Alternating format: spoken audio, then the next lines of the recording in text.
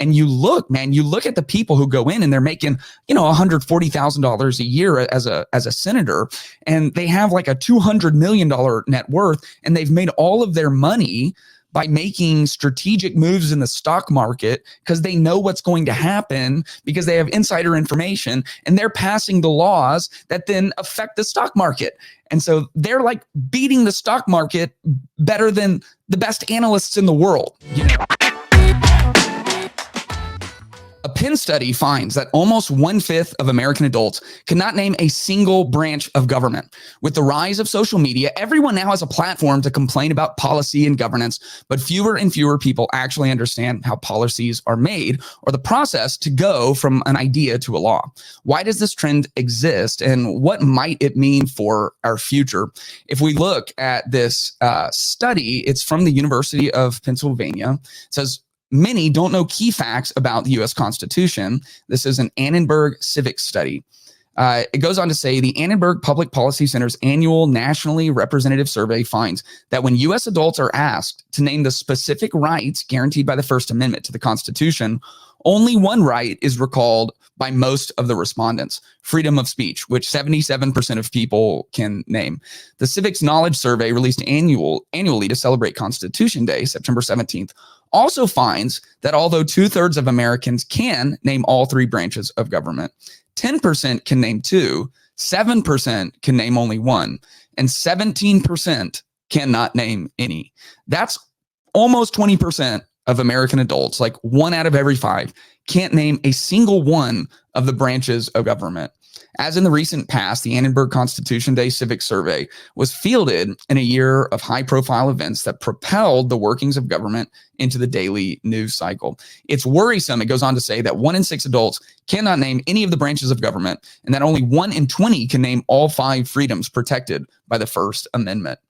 One is unlikely to cherish or work to protect freedoms one does not know one has, and will have trouble holding elected and unelected leaders accountable if one does not understand the nature and prerogatives of each branch and the ways in which the power of each is kept in check.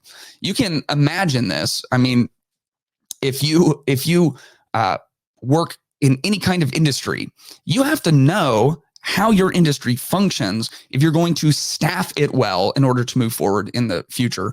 I'm the lead pastor of a local church, and so I have the final say in our hiring decisions.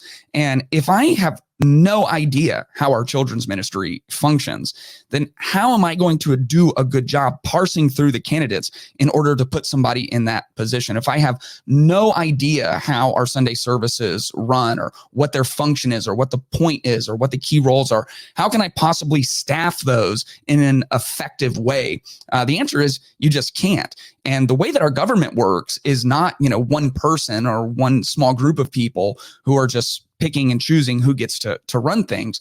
We are a democracy, which means it's all of us coming together and picking someone out of our country to represent us in the executive branch as the president. We're picking people to represent us in the legislative branch as senators and Congress people. We are picking those two branches, which ultimately nominate and then vote through the people who are in the judicial branch of our government and the Supreme Court. And people don't understand this. And so why is this happening? I think that there are 3 reasons that we have abandoned wisdom. And Proverbs 4 says, do not abandon wisdom, and she will watch over you. Love her, and she will guard you. Wisdom is supreme. So get wisdom, and whatever else you get understanding. 3 reasons that we don't know anything about the Constitution, and worse than not knowing anything, 3 reasons that Americans as a whole, more and more, just don't even care.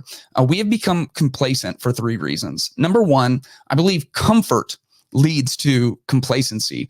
Proverbs 1:32 says, for the simple are killed by their turning away, and the complacency of fools destroys them. We have become complacent because we are comfortable. And you see this throughout time. The new trend is that men are always thinking about the Roman Empire.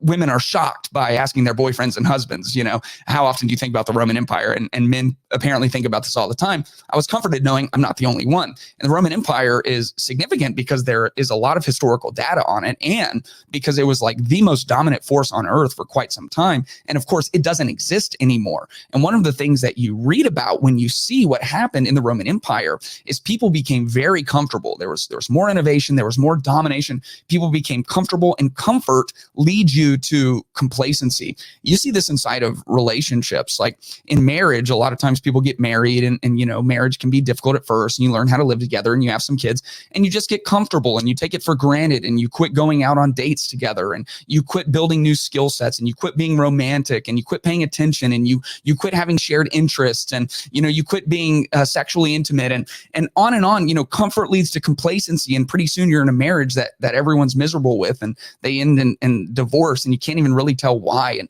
comfort, we're so comfortable. On one hand, in our country, we're like always in some kind of crisis, a global cooling crisis, a global warming crisis, a social crisis, a political crisis, a constitutional crisis, a crisis of war, throughout our history. We're in all this crisis. We're also so comfortable. We just like scroll on phones for hours and hours a day. We relax. We live in climate controlled environments. We work. You can see this in what people are pushing for. Like the auto union workers are on strike right now, the people who make our automobiles.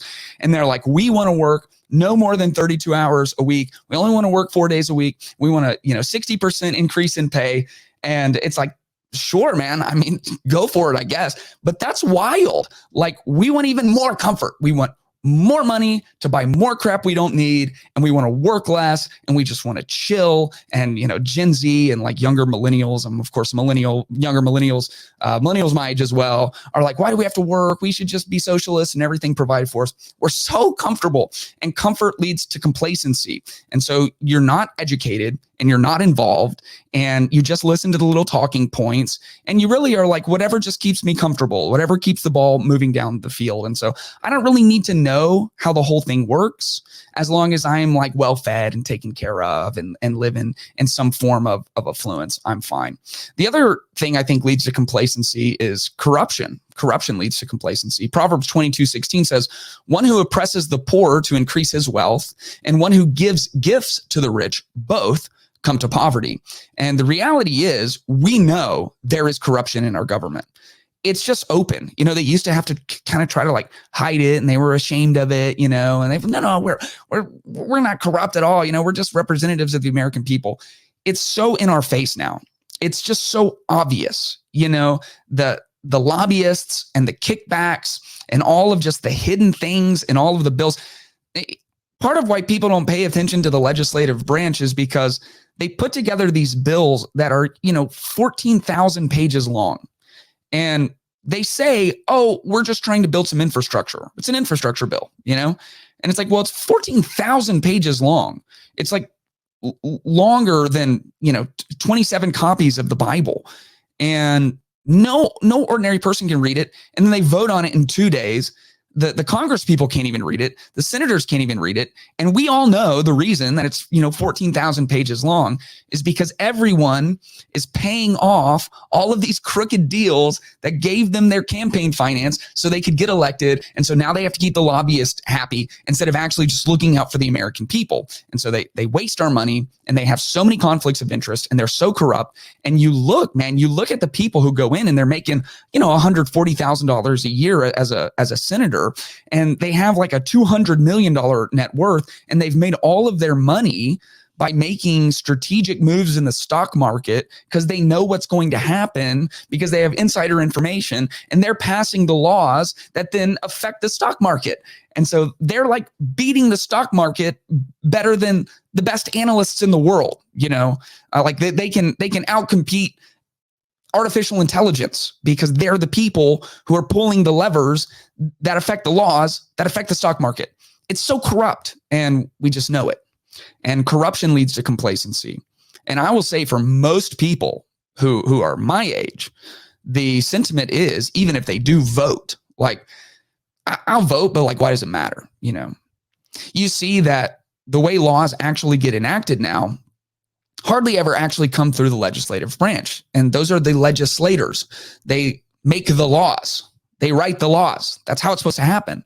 But often what happens is you just have whoever the president is, and they make executive orders, and they hope that either the Supreme Court or the legislative branch doesn't overturn it or strike it down. And so they're the executive. They're supposed to execute the laws. And instead, they're now writing the laws. Well, that's not their job. But you don't know that because 1 out of every 5 people can't name a single branch of government. Wow. So, we're just complacent. It's like, well, they're not even doing things the way they're supposed to do them. And people are putting people on the Supreme Court because what they really want is the Supreme Court to more or less pass or enact laws themselves. So the president makes laws and the Supreme Court makes laws, and the legislators who are supposed to make laws don't make the laws.